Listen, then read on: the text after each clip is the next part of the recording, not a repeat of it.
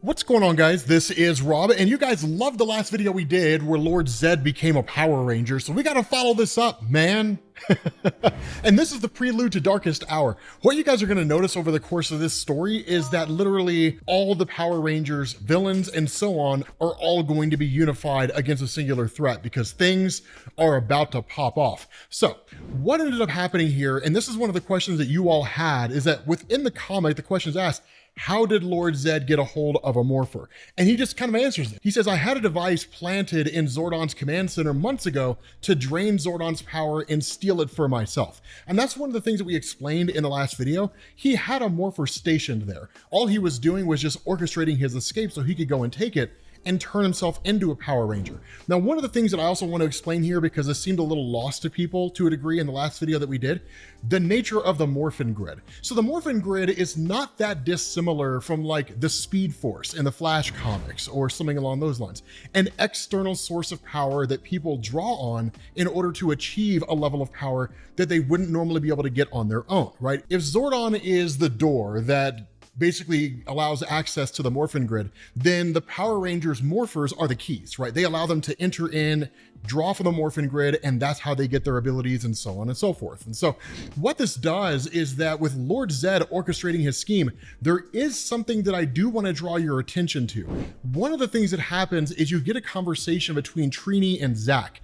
Now, like we mentioned in the last video, unlike the main Mighty Morphin Power Rangers TV show, this comic really deviates away from the source material.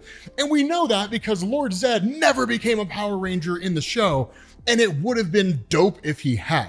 But what you had were what were called the Omega Rangers. So in essence, instead of like Trini and Zach just kind of going off into parts unknown, right, doing whatever it is that their characters did in the aftermath of all that, I'm not 100% certain about it because let's be honest, Mighty Morphin Power Rangers is where the show peaked, that in this comic, they went and became Omega Rangers, right? They're just kind of out there doing their thing, and the Power Rangers sometimes assist with them and sometimes they don't. But this is one of those calamities and one of those situations where anybody who was a Ranger at this point in time is all unified against the singular cause of defeating Rita. And that's when Aisha shows up. Now, again, I draw this in because as most of you guys know, Aisha is the Yellow Ranger for the Mighty Morphin Power Rangers at this point in time, and Trini went on to become an Omega Ranger. That's something that's important, and I want you to keep that in the back of your head, because what this does is this transitions to basically Tommy and Jason just kind of basically working out, you know, fighting each other, that kind of thing, which is awesome to see because it was one of the coolest moments from Green with Envy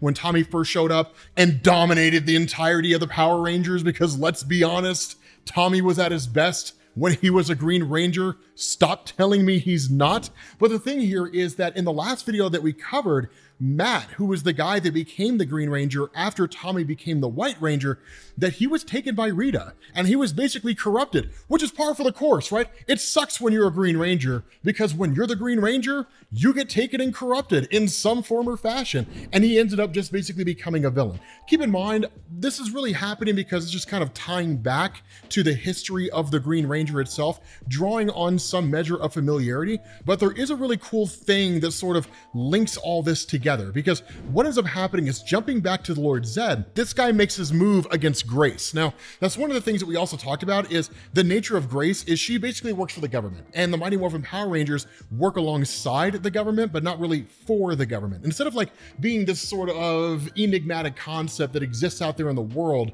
like what you were probably familiar with the show, the government's well aware of them, right? And really sees the Power Rangers as more something beneficial as opposed to something that stands in opposition of the government's goals.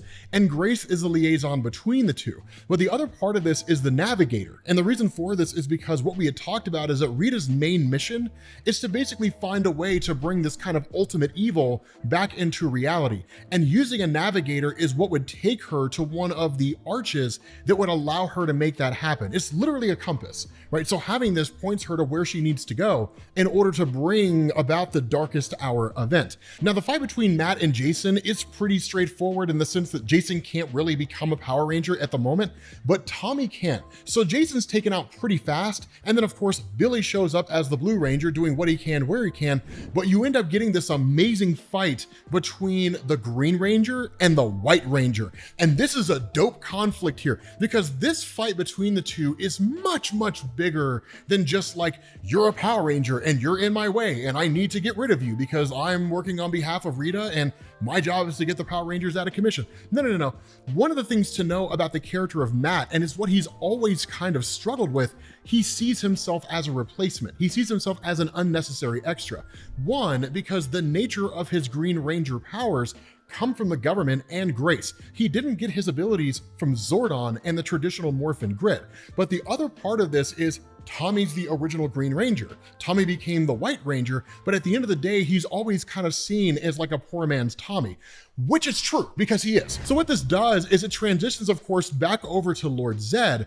And the issue is that Grace tells him Rita's on her way here. Like, she's coming here. Now, Lord Zedd doesn't really care because for him, it's really more of just like getting back at the chick that attacked him before, because that's one of the things to remember, that Rita Repulsa and this person that we only know as Vessel had basically like sucker punched Lord Zedd. They just rolled into Lord Zedd's base of operations, dominated everybody, and then kicked him out. Like the Power Rangers literally had to teleport in and rescue this guy. And then he told him, like, you cannot defeat Vessel and Rita Repulsa. They had to flee for their lives, right? Like there was no way for them to get out of that alive. So it was a really, really cool moment to see them just on the verge of dying. But this leads to a fight between Vessel and Lord Zedd. Now, one of the things that I want you guys to notice in this fight between the two, it's very, very even. Right? I mean, literally, it's one of these things where like they're both equal in terms of power and what they're capable of, even with Vessel not traditionally being a Power Ranger and Lord Zedd having Power Ranger abilities. But in this fight, Zedd starts to realize something, that this guy Vessel is not just an arbitrary person who's out there. Sure, he seems to be mindless and sure, he seems to just be following orders, but Zedd realizes this person is someone that he knows. When he looks at him, he realizes it's the physical form of Zordon, which is crazy. Now, here's where things get even more nuts, right? Here's where it gets even more nuts, right? While all this is taking place, while all of this is happening, unbeknownst to anybody, someone with a tattered cloak is literally bobbing and weaving and sneaking through. They go to one of these great big huge gourds, right? These containers, they basically end up taking the top off and they free a girl by the name of Kaya. Who is Kaya? Kaya was at one point a Blue Ranger who ended up basically becoming a villain and then had her morpher taken away or seemingly destroyed by Trini. She was imprisoned following that. She did start off as a good guy. The person who freed her is Lord Drakkon.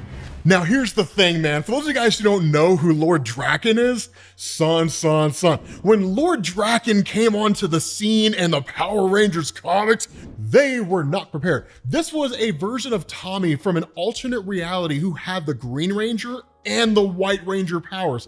This guy showed up and just dominated everyone. And the funny thing about this is like Kaya freaks out and attacks him. And you wouldn't think that would be the case, right? You would think that like with him being a villain and her basically being a villain, that they would like unify under their villain nature. No.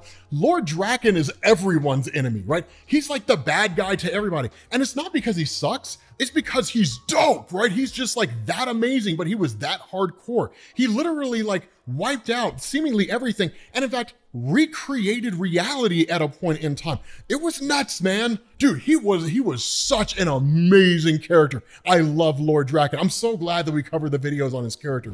But what ends up happening is that following this, right, while he goes off with Kaya and he does his own thing, once Lord Zedd is defeated by Zordon's physical form, it makes its way into the Power Rangers headquarters and then of course basically takes out everybody else who's there because I mean, what are they gonna do, right? And then of course, it makes contact with Zordon. Now, unlike what you would expect, which is that it would destroy Zordon, that's not what's happening. Vessel has been working for Rita Repulsa, and I wouldn't go so far as to say that he's just been biding his time and waiting for the perfect chance to strike. It's actually been trying to find Zordon because it has an almost kind of tug, right? A pull towards Zordon. And a lot of that's because any kind of knowledge or ability to function that Vessel has is more due to Rita's magic than anything else. By all standards of measurement, it should just be like a body that can't go anywhere or do anything. More or less the same thing as like an empty Iron Man suit, right? But meeting with the essence of Zordon, what it does is it says, show me who you are, show me what you're about. And the discussion between the two is actually really fascinating because when it comes to Zordon, one of the big things to contend with is that over the course of the Power Rangers TV shows and the Power Rangers comics and that terrible Power Rangers Ivan Ooze movie, that what Zordon routinely does is send the Power Rangers into harm's way. One part of it is that that's just the nature of the job, right? I mean, you can just throw down your morpher and quit if you want to, but due to their own personal moral compasses and a sense of duty and honor, they stay the course. Not every Power Ranger makes it, right? Over the eons that Rangers have existed under Zordon's control, many have died. And in fact, it's one thing that he contends with on an emotional level. And in fact, even Vessel says, like, look at all these different Power Rangers that you've sacrificed for your own ends, right? Like, you've done this to them. And the reality here is that Zordon really sort of reconciles this by saying they understood the threat of what was happening here, and they understood that with this role comes some measure of sacrifice. And in fact, even Vessel says, like, you are a leader who sacrifices those in his care. And the response to Zordon is, that was never my intention. And it wasn't, right? The role of Zordon is to be a kind of liaison or a guy who gathers together these protectors for the purpose of stemming off some kind of threat that's out there. But it wasn't one of these things where he's like, yes, my minions, march to your doom. It was never anything that nefarious or that basic, right? In fact, the idea of Power Rangers dying under his charge haunts Zordon, right? It's a thing that he'll just never be able to come to terms with completely, and he'll never be able to accept. All of those deaths are on his conscience. And so in response to this, Vessel actually offers his own physical form and says, you can take this body, it is strong, it is infused with the power of the Morphin grid. You can reclaim it and right all of these wrongs. We can become one again. You can use this power and become next level, right? Potentially even resurrect all these Rangers that had died, because the power of the Morphin grid is seemingly infinite. But the response of Zordon is, as much as I desire to be made corporeal, I can feel Mistress Vile's magic, her corruption. It would consume me. I'm afraid you must choose your own path now. And he walks away. Now that's one of the big things here, right? He has an opportunity to fix all the wrongs, right? To right all the wrongs, to ensure that he could fight alongside the Power Rangers and all that stuff. But Zordon turns it down. And it doesn't come from a place of like arrogance or hubris. I think that's an important distinction here. It's not one of those things where it's like, I mean, you know, I could fight alongside the Power Rangers, you know, and that would be cool, but like, why would I sacrifice my life when I could have them sacrifice theirs? Right? It's not really that kind of thing, right? It's more of, this is the path that I have been set upon. And if I were to merge with you, yes, I would become an instrument for evil. And there would be virtually nothing that I could do because the magic or the power of Rita Repulsa is simply just too strong. And the response of Vessel is to try to absorb the essence of Zordon into himself and simply walk away. And ultimately, Zordon overpowers Vessel, right? And says, no, I have taken your body and I have made it mine. Yes, I have lost much, I have sacrificed, and I have experienced defeat. There is weakness in me, but still I find my strength in them. And I will not falter. I cannot, no matter the cost, right? For all the evil that consumes us, there is always hope. There's always redemption. There is always good. I will choose that and face the consequences every time. And the result of this is that he effectively purges the magic of Rita Repulsa directly out of Vessel, and then says, now it's your duty to go forward outside of the influence of Rita and choose your own path. Decide what kind of person you're going to become. Now, switching back over to Lord Drakkon, they basically end up leaving, right? They kind of go on their own mission of sorts, but they do cross through the Master Arch after activating it.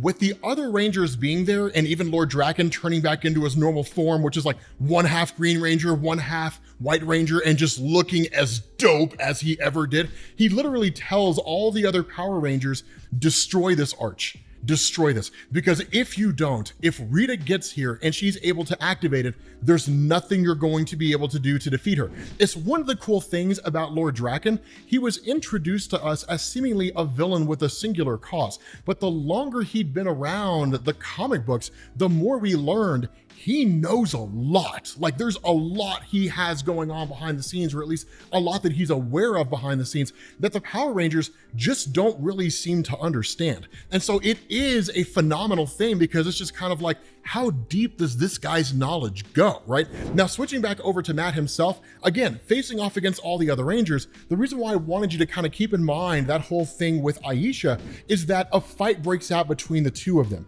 and leaving behind any kind of romantic connection between these characters, they're very, very close. And the bond that was formed between the two of them was very much rooted in this idea that they're both secondary Power Rangers. Aisha came after Trini. Matt came after Tommy. And so because of these two things, he and her, to a degree, kind of saw themselves as outcasts, right? They kind of saw themselves as like, yes, we're Rangers, but we're not one of the original Rangers. So we'll never really be Mighty Morphin Power Rangers in the traditional sense.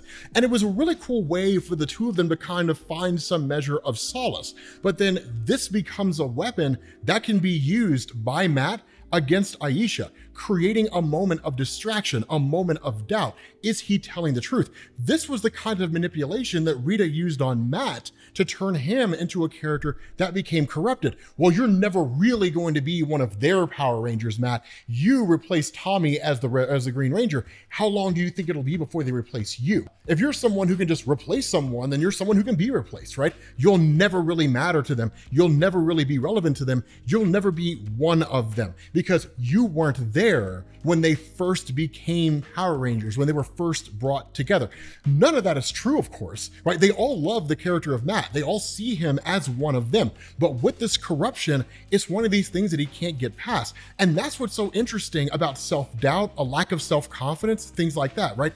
We hate the things in others that we cannot fix in ourselves. And he doesn't feel like he can fix that. It's all a matter of how he perceives himself, but he's locked in this ideology. And so it's a really, really cool way to portray his character and how easy it is for someone like him to become corrupted and to ultimately fall. And so what the Power Rangers do is they come up with this idea on how to basically break the influence that Rita has over Matt, which is in effect using his Dragon Zord to create the Dragon Thunder Zord, which, as we all know when we were little kids, was like the greatest thing ever in the history of mankind. And if you were a kid who owned the Dragon Thunder Zord back in the day, yeah, man, like the Dragon Megazord, dude, you were like the coolest kid. It was like being 5 years old and owning a Power Wheel. You know what I mean? Like, you were the kid that like all the girls wanted to hang out with. I was not that kid. But the thing about this is, true story, man, I was not that kid. I wish I was. But with Vessel basically regaining himself, or at least being able to choose his own path, he jumps in the fight between Lord Zedd and Rita Repulsa. Again, kind of transitioning back to that. And of course, Rita kind of gives him an order, and then Vessel rejects it, right? Vessel says no. Ultimately, the Navigator was handed over to her, right? Just by virtue of the fact that she had Grace held hostage, and it was like, you know, if you release Grace, we'll give you the Navigator, and then, you know, you can just kind of get out of here, not fully understanding what it was capable of, or at the very least, hoping that things could kind of end at a future point in time. But even with the character of Matt, right? Kind of jumping back to him, even with his character, the complicated nature of this is that the hold that Rita has over him comes by way of just more than just bringing him into some Dragon Thunder Zord and then destroying the Dragon Zord staff that he had, right? His weapon, like there was more to it than that, right? It's a psychological manipulation. And so he ultimately just ends up teleporting away and rejoining Rita Repulsa. The issue to this is that one of the things that Rita had been doing in her time leading up to this was building an army. right? She's been building an army the entire time, using a huge number of forces across all of creation. And it was the smart move, right? Given the nature and the power of the Power Rangers themselves, they always kind of come out on top. And so simply just like showing up on the doorstep of the Power Rangers with nothing but herself and Vessel and expecting to be able to take the win, especially now that Lord Zedd is a Power Ranger, that's a fool's errand, right? It was guaranteed defeat. And so this massive just like armada is making its way to Earth, right? Jump over to Trini and Zack, right? Who were just standing there realizing that Lord Drakkon had taken off. They were instructed, destroy this thing. And the issue that they have here is, but like Drakkon was the one who gave us that order. We don't know if destroying this would literally seal our own fate. We don't know if destroying this would actually help us. When has Lord Drakkon ever really done anything that's been for the benefit of anybody other than himself? So they don't really know exactly what approach to take. But before they can really even take a side and decide what to do, the massive armada just comes crashing down, right? The Death Ranger is here. All these guys are here. If you're not familiar with the Death Ranger, let me know. We can cover that because we never covered the Death Ranger storyline. But it's one of those things where like literally all her forces that she's been putting together over the course of this time all come to bear. But even with Vessel himself, right? Like basically Zordon's physical form, even with him defying Rita Repulsa, he's still subdued because her power is simply just too great. And so in that moment, Rita ends up just kind of teleporting away. Now that she has the navigator, she makes her escape, and the rest of the Power Rangers are kind of left wondering what in the world it is they're going to do. But once Rita gets to the Bermuda Triangle and she has Grace in her possession and she gets to this like master arch, the whole thing is kind of locked up. It's difficult to open up. You know, you have Grace who's just like, it's well fortified and there's safeguards and all that kind of stuff, rotating access codes. Rita's like, I mean, that's cool and everything, but like, check this out. And just like literally smashes the door open using her power. It's one of those instances where like Grace underestimates the nature of the threat that she's facing off against. It's not something that she can easily overcome. But for Rita, sure, right? That was super easy to take out. But for all the forces of Rita, right? Jumping back to the Power Rangers themselves, for all the forces of Rita Repulsa, the Power Rangers are basically useless in the face of these guys, right? Like literally the Death Rangers, like, will you truly stand in my way, right? Are you really going to get in my way here? And it's one of these things where all these different Power Rangers forces, they're unable to hold their own against this threat. It's just not gonna happen, right? I mean, they're able to kind of do what they can, where they can, but stopping Rita Repulsa, that's never gonna happen. There's no conceivable way to do it. By the time the core Power Rangers get to the Master Arch where Rita Repulsa is, she's already casting the spell, right? An ancient evil through the breach. With this arch and Crystal's might, I cast a perversion of the Morphin light. And from this infection, I create a path for you to dominate. May all who fear you be overrun. The darkest hour has begun. Literally, this ultimate evil finally makes its way into reality. And seemingly from everything that we've been told leading up to this point, man, the end is nigh. It's game over, especially once we see the rise of the zombie Power Rangers. That's when everything goes nuts. With that being said, guys, we're gonna bring this to an end. If you wanna get caught up on our Power Rangers videos, make sure you click this link to the playlist, and I will catch you all later. Peace.